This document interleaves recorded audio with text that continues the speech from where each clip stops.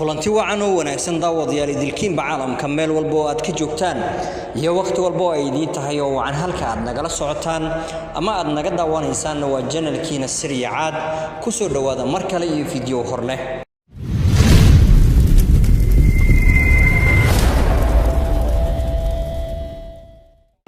ku maadsantahay la joogaaga fadlan hadii aad channelka ku cusub tahay oo ay tahay markii kugu horeysay aad soo booqato subscribe saar kambalelkana furo si aad mar walba u hesho muuqaaladii ugu dambeeyay aan soo galino hadii aad horey noola joogtayna waad ku maadsantahay videogan like garee sina share garee lana wadaag asxaabtaada in badan si ay u gaarto barnaamijyada aan keeno maanta waxaan inoo hayaa run ahaantii miiskan inoo saaran mar walba waxaan idin dhihi jiray ama aan jeclaa in mar walba Soomaalida dhaxdeeda uu samaha ku bato si aynu nafteena iyo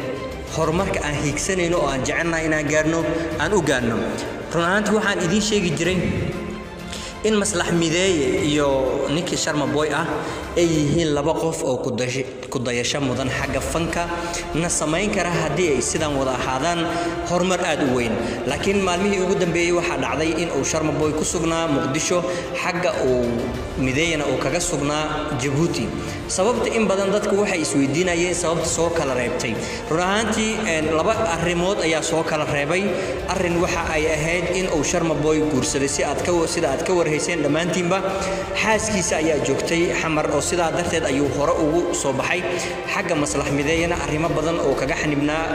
Djibouti oo u soo haray bal horta intaasi aan soo wada daawano Maslax iyo heerka uu ka taagan yahay maanta Sharma Boy iyo sida uu rajaynayo in ay wada noqdaan bal daawasho wacan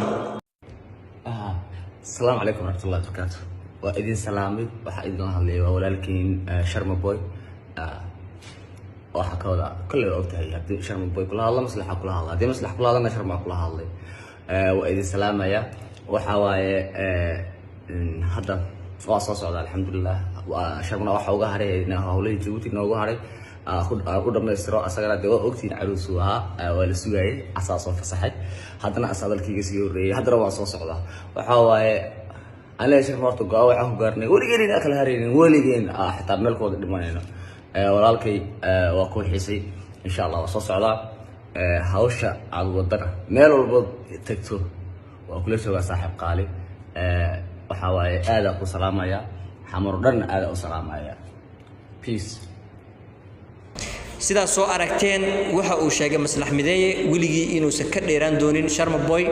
oo san nafta meesha ay kaga baxdo oo kana ay kaga bixi doonto arrimaha uu soo baxayna waa ka inoo sheegay run ahaantii xaqiiqdii taa ayaana u qurux badan fanaaniinta inay isku fahmaan laakiin bal in yar ayaa waxaan doonayaa hal qodob oo aad u muhiim ah in dul taago maanta idinkana waxaan jeclahay in aad videogan sii share gareyn doontaan si ay u gaaraan nimankan walaalaheena ee fanaaniinta kala ah ee aan jecelnahay in ay wanaaga samaha ay fahmaan sida aan ka warhayno magaalada Muqdisho ciid waxa lagu balansan yahay in lagu qabto showgaas hadda waxa uu noqday sida challenge oo kale waa tartan ayaa laga dhigtay oo qayb waxaad aragteen fanaaniinta ka timid Hargeysa in ay rabeen marka hore inay show qabsadaan kadibna waxaan ka warhaynay in Ismaaciil Arka oo aad wada ogtihiin inuu ka daba tagay ama uu tagay Muqdisho kadibna uu ka dhinac furay show kaleeto run ahaantii gobonimada Soomaalida waa wax lagu yaqaan oo ay hidda iyo asalba u leeyihiin laakiin maalmahan dambe waxaad arkaysaa dad aanan fahmaynin samaha iyo qofkan walaalkii ah qiimaha oo xaqiisa uu ka taagan yahay hal arin ayaan rabaa in aan u sheego asxaabta kale ee la baxday fanaaniinta Muqdisho marka aad tiraahdaan waxaad wadataan magaca magaalada ayaad wadataan oo waxa loo baahan yahay inaad idinka qofka idin marti ah ama idin yimaado aad tanaasul badan aad u sameysaan horta abaal waaba si kala weyn taxaaje fanaaniintan kale ee Dayaxdal Nuurshe iyo عبد الفتاح يرى يشهد يشرف أنت كله صر عذاب فنانين رهانتي فربنا يا إس أروسة تنك كله وإيجنا دون إن عوضة أي شوقة كقبصتان هذا الشوقة محهم إن قبصتان لكن هدي أتكون بكتان هبين كعيدة وحين نقول إنسان إن عد عرقلات كتين أما عد حمين إنسان أما عد دون إنسان إن عد كعرقلات إنسان وعد كلبتان شوقة قبصنا يان نجم نشاد يكوحدة كله هرجيسة كتمي وحن إذن إيه لها وأما عن إذن شجيان si gaaran waxa uu la hadlayaa Ismaaciil Arka oo ku soo noqon doona halka ay gusub dayaxdan nuurshe iyo inta kale ayaa la hadlayaa haddii aad tihiin dad matalayo magaalada ay joogaan ee xamar ma ahan dad xamar lagu yaqaano in ay ficil la ciyaaraan dad walaalahood ah oo u yimid waxa mar walba loo baahan yahay in aad tanaasul aad sameysaan in aad iska deysaan showgan waxa ku jirto xaqiiq ayaa idin sheegay waxa ku jirto sharaftiina dambe tan ma aha taariikhda ayaa xusayso sida aad ka warhaysaan fanaaniin waxa jirto oo ka tagay dhinacan xamar yaana dhihin oo ka soo jeedo laakiin koonfurta kadibna tagay Somaliland markii ay tageen waad garanayseen habka loo maamusay iyo sida loo soo dhaweeyay iyo qiimaha loo sameeyay waxa ka mid ahayd Farxiye Kabayare oo ilaa hadda ku faanta showgii Hargeysa dhexdiisa iskoorka oo dhigay ma jirto fanaan iga dambeeyay oo dhigay waxa kale oo jirtay Farxiye Fiska iyadana sidoo kale waad ka warhayseen barnaamijkeedii sida uu ugu dhacay waa qurux badnayd cid ka daba furtay show kale ma lahan cid show ka daba diyaarisay ma lahan waxa idin qurux ah ama idin sharaf amaanta show yar oo lacag yar aad ka sameeyeen waxa ka weyn ama ka wanaagsan qalbiga walaalka oo aad doorto ama aad ilaalisaan waxaadna ku dhoori karteen in aad showgan gabi ahaanba aad iska kansashaan oo haddii aad wax sameeynaysan waa sida idin kugu quruxda badan ayaa idin sheegaya waa in aad garab istaagtaan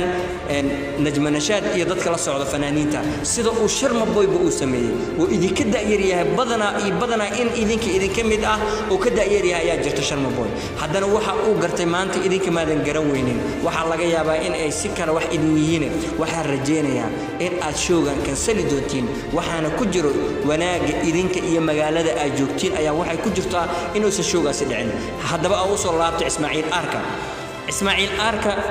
sidaan ka warhayno fankiisa markii uu Muqdisho joogay heer weyn muu gaarsiisnayn oo aad buu u liitay oo inta taqaana waa in xadidan ayay ahayd meesha lagu soo dhaweeyay oo magaca loogu sameeyay iyo dadkii soo dhaweeyay maanta in oo mudnaantooda oo ka dhigo in uu show ka dhinac furo qurux umay ahayn maanta waxa la doonayay in sida isaga garab loo garab istaagay ee fanaaniinta Hargeysa ku sugan oo garab istaageen oo ay u muujiyeen kartidooda waxa qurux badnayd inuu asna inta in la mid ah inuu u muujiyo markii tagay xamar in uu isaga qabanqaabadooda diyaariyo ayaa loo baahnaa ma ahayn inuu dhinac kale show ka furo